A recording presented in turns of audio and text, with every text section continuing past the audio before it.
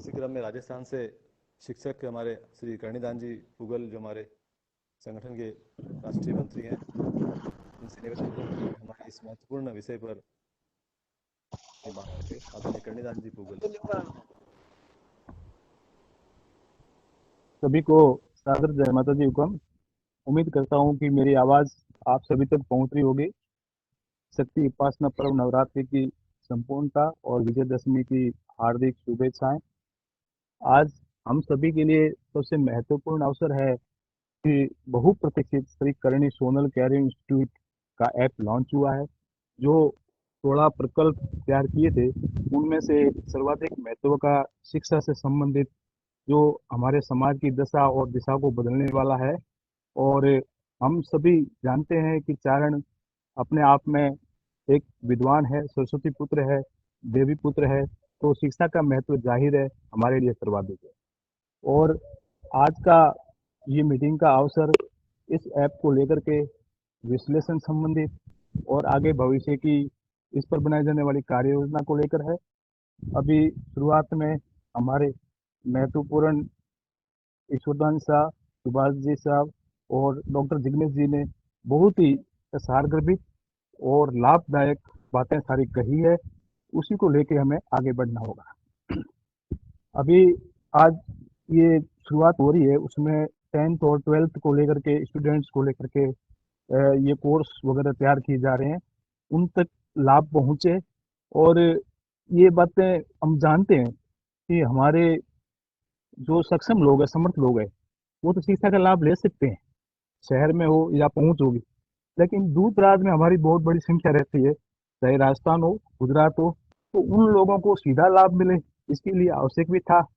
और आदरणीय सुभाष जी ने जो इस ऐप को लेकर के बताया कि ऑनलाइन शिक्षा का महत्व है, आने वाले समय में और ज़्यादा मजबूत रहने वाला है, तो जाहिर है उन तक हमारा लाभ पहुंचे। चारण के विषय में सबसे महत्वपूर्ण बात यह है कि जो हमारा स्टूडेंट है वो बहुत ही काबिल होता है, लेकिन उसको थोड़ा सा मार्गदर्शन, उसको सहयोग और उसको पढ़ने की सामग्री, यानी कि उसको शाबाशी और उसको आगे बढ़ने का रास्ता मिल जाए, तो वो निश्चित तौर पर जो हम उसके लिए मंजिल, उसकी तरक्की के लिए जो उद्देश्य हम स्थापित करेंगे, वो हर हालत में प्राप्त करेगा। और ये हमारे इस महासभा युवा के तौर पर इसको हम आगे बढ़ा रहे हैं, श्री करणी सोनल कैरियर इंस्टीट्यूट को। ये समाज के लिए आने वाली समय में दशा और दिशा दोनों बदलेगा। ऑनलाइन एजुकेशन का महत्व जाहिर है सबसे महत्वपूर्ण है, विशेष रूप से जब कंपटीशन के क्षेत्र में। तो हमारे, हालांकि जो शिक्षा का क्षेत्र है, उसमें हमारे स्टूडेंट कहीं भी कंपटीशन में हो, वो हमेशा 21 रहते हैं, लेकिन फिर भी सहयोग भी हमारा समाज ऐसा है जिसमें हम लोग पर्याप्त सहयोग भी करते हैं। जैसा अधिकतर वक्ताओं ने कहा है कि सिर्फ आप इतना बता दीजिए कि मैं चारण हूँ और मुझे आपसे सहयोग चाहिए, तो सभी कुछ मदद करने को तैयार है।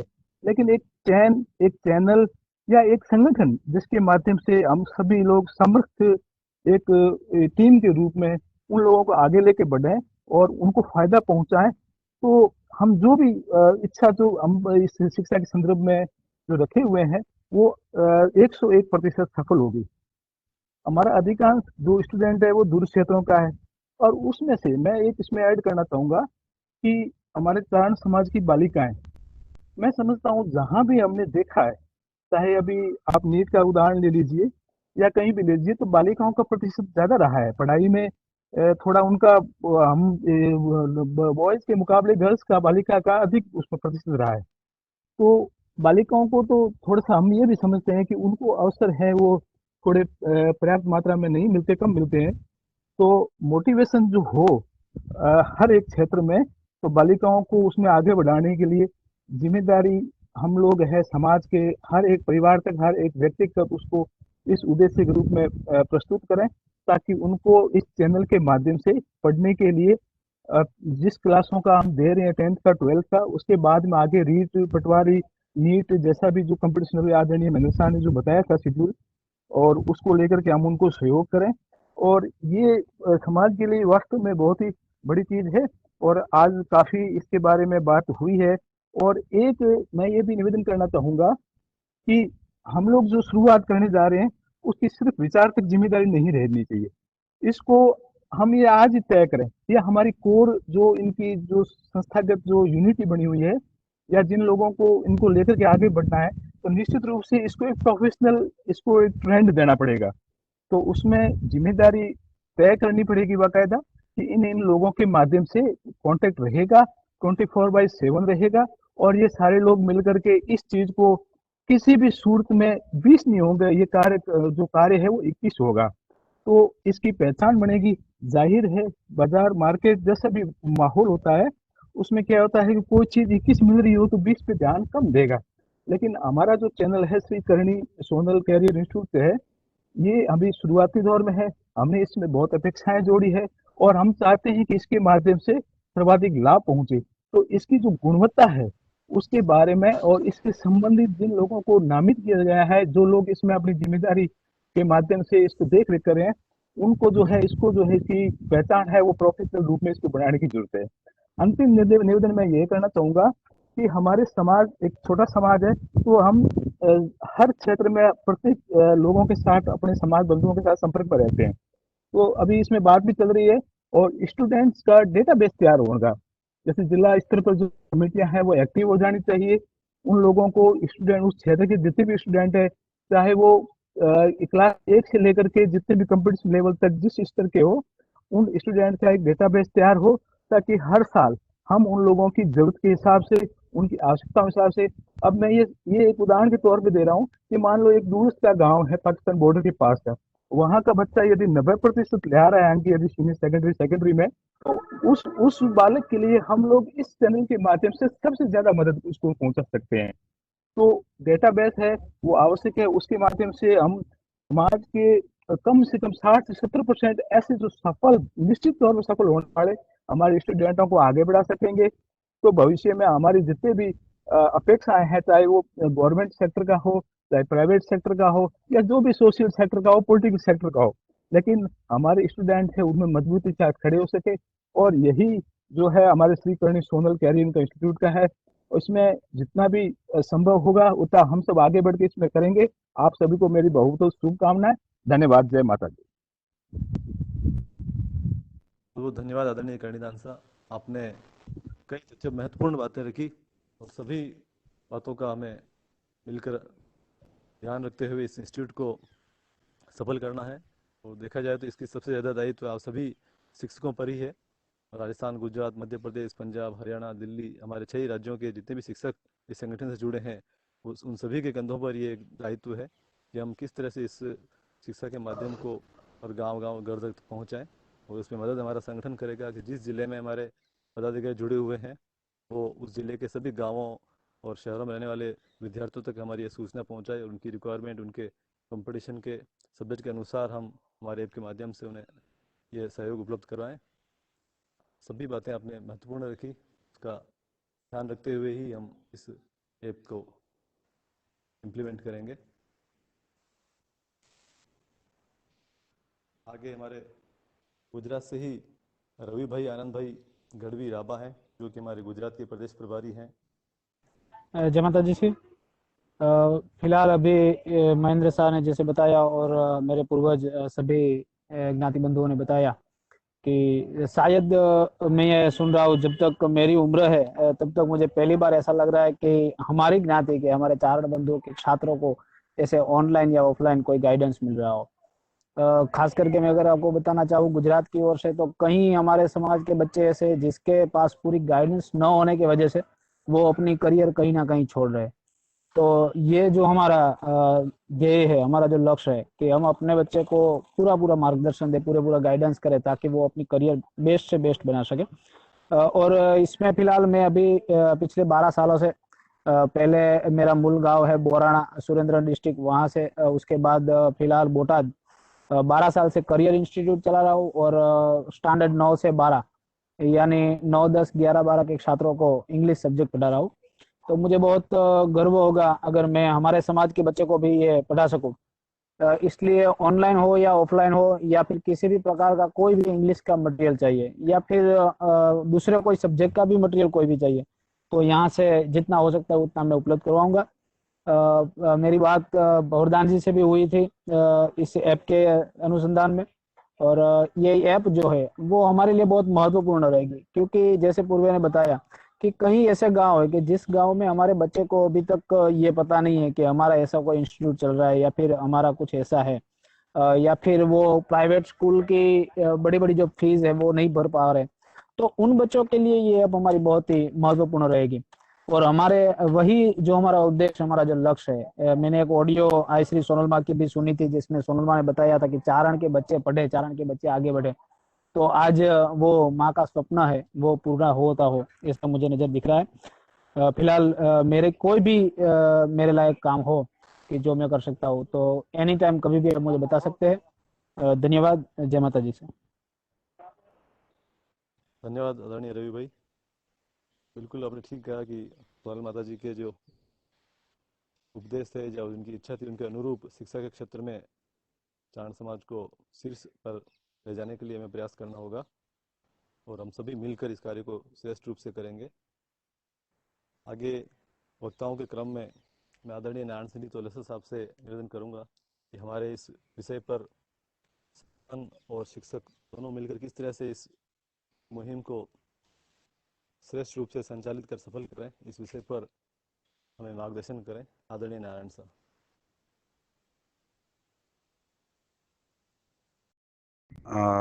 सभी को यथा योग्य जय श्री माता जी की। आवाज आ रही है मेरे से? हाँ सर, आ रही हो। संतान सच्चे अभय हों, तेरे ही तारण तरण हम, सामर्थ्य जो माँ कर सकें यह सिद्ध चारण वरण हम। ये एक हम सभी का बहुप्रतीक्षित सपना था पूरे समाज का, क्योंकि शिक्षा ही एकमात्र ऐसा माध्यम है जिसके जरिए समाज के सभी क्षेत्रों में विकास संभव है। हमने 16 विभाग तय किए जो कि समाज के विभिन्न क्षेत्रों के विकास के लिए जरूरी है, लेकिन उन सभी का विकास भी तभी संभव है जब हम शिक्षा के क्षेत्र में थोड़ा मजबूत हो जाएं। हमारे बहुत सारे ऐसे क्षेत्र हैं जहाँ शिक्षा के क्षेत्र में अभी थोड़ा सा, ऐसे अगर देखा जाए तो कंपटीशन का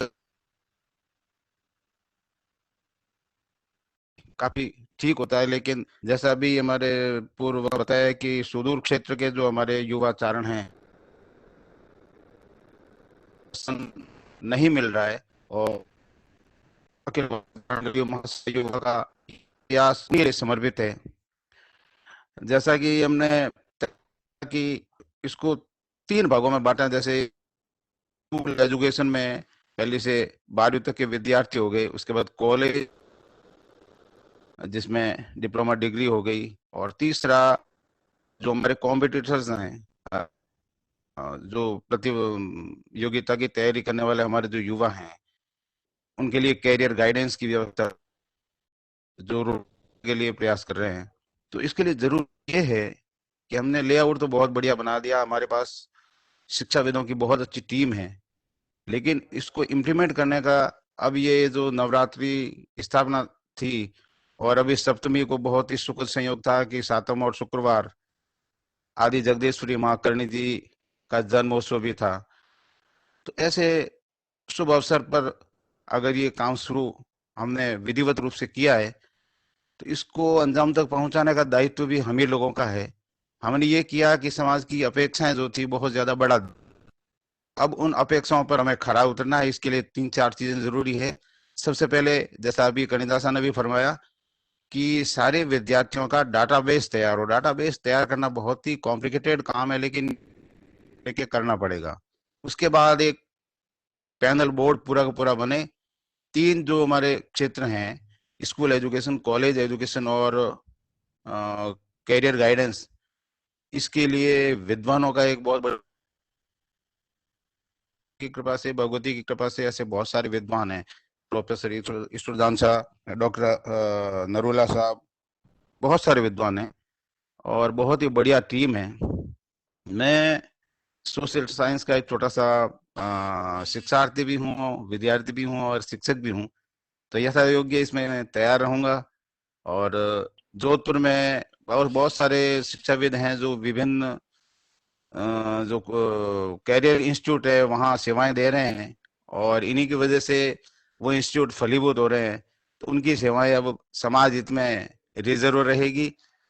बहुत सारे ऐसे शिक्षाविद तो युवा महासभा के साथ जोड़कर इस मिशन को पूरा करेंगे और माँ सोनल का जो सपना था उसे पूरा करेंगे।